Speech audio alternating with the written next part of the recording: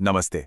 चलिए, आज बात करते हैं फाइनेंशियल चार्ट एनालिसिस के एक बहुत ही ज़रूरी कॉन्सेप्ट के बारे में, सपोर्ट और रेजिस्टेंस।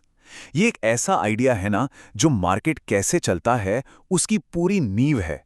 कभी प्राइस चार्ट को देखा है और सोचा है, यार ये प्राइस ठीक इसी जगह पे आकर क्यों रुक गया? ऐसा लगता है ना जैसे कोई अनदेखी दीवार हो जिससे कीमतें टकराकर वापस आ जाती हैं। तो इसका जवाब अक्सर मार्केट के इन्हीं अनदेखे फ्लोर्स और सीलिंग्स में छुपा होता है। मतलब ये सिर्फ चार्ट पर खिंची हुई लाइनें नहीं हैं, ये तो वो साइकोलॉजिकल लेवल्स हैं जहां बायर्स और सेलर्स की सोच, उनकी साइकोलॉजी आकर टकराती है। और इसी को कहते हैं सपोर्ट और रेजिस्टेंस, टेक्निकल एनालिसिस का एक बिल्कुल फाउंडेशनल कॉन्सेप्ट। ये वो जोन्स होते हैं जहां प्राइसेस अक्सर रिएक्ट करते हैं, रुकते हैं या फिर अपनी दिशा ही बदल लेते हैं। तो चलिए, इन अनदेखी दीवारों के पीछे का राज क्या है, ये समझते हैं। अच्छा, इसको समझने का सबसे आसान तरीका क्या है? सोचिए, एक कमरा है और उसमें एक बॉल उछल रही है। बस ये सिंपल सी एनालॉजी हमें इसके बेसिक्स को समझने में बहुत मदद करेगी। तो जैसे बॉल के लिए जमीन यानी फ्लोर होता है, मार्केट के लिए होता है सपोर्ट। ये एक ऐसा लेवल है जो प्राइस को और नीचे गिरने से रोकता है। क्यों? क्योंकि यहाँ बायर्स एक्टिव हो जाते हैं। और ठीक वैसे ही जैसे कमरे की सीलिंग यानी छत होती है, वैसे ही होता है रेजिस्टेंस। ये प्राइस को और ऊपर जाने से रोकता है, क्योंकि वहां पर सेलर्स हावी हो जाते हैं।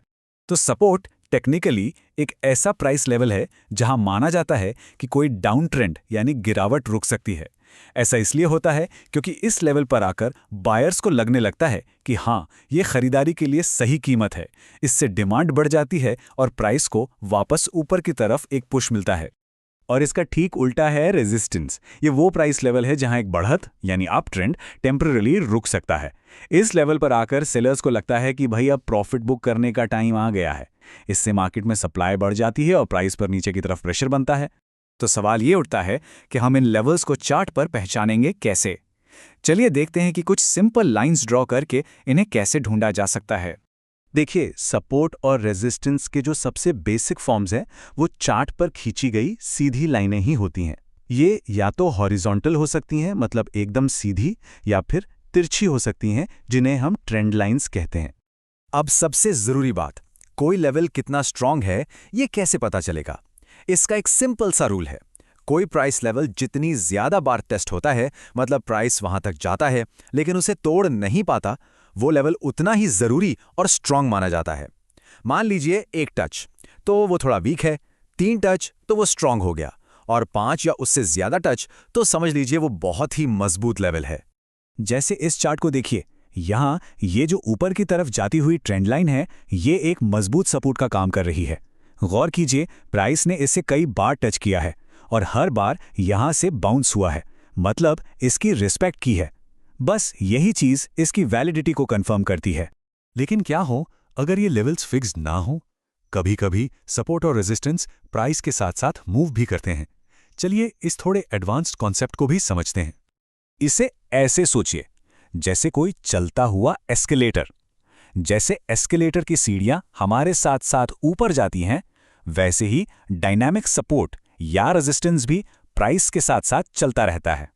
तो ये डायनामिक सपोर्ट और रेजिस्टेंस पहचानने का सबसे कॉमन टूल क्या है? वो है मूविंग एवरेजेस। ट्रेडर्स अक्सर 20, 50 या 200 पीरियड मूविंग एवरेज का इस्तेमाल करते हैं ये देखने के लिए कि प्राइस इन चलती हुई लाइंस पर कैसे रिएक्ट कर रहा है।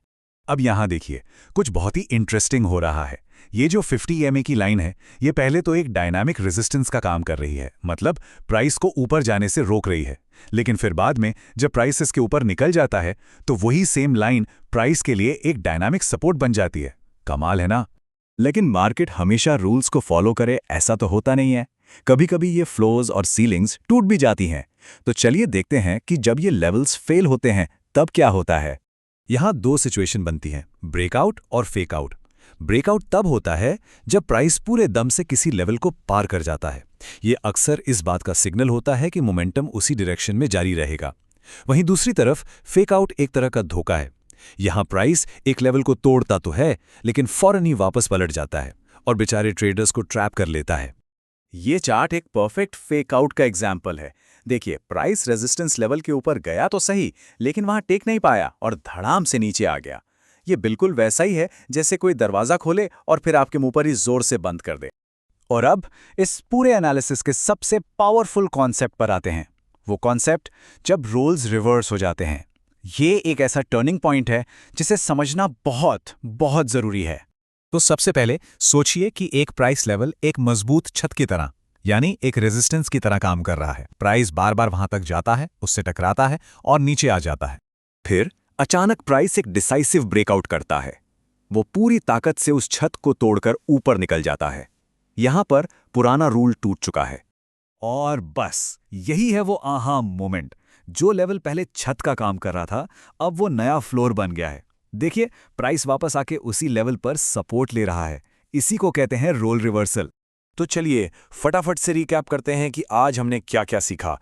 सपोर्ट प्राइस का फ्लोर है, रेजिस्टेंस प्राइस की सीलिंग, जितने ज्यादा टच लेवल उतना ही स्ट्रांग। लेवल्स स्टैटिक भी हो सकते हैं जैसे कि लाइनें, और डायनामिक भी जैसे मूविंग एवरेजेस। और सबसे जरूरी बात, पुराना रेजिस्टेंस नया सपोर्ट बन सकता है और पुराना सपोर्ट नया रेजिस्टेंस। तो अब जब ये फ्लोर्स और सीलिंग्स दिखने लगे हैं, तो सोचिए इन चार्ट्स में और कौन-कौन से पैटर्न छुपे हो सकते हैं।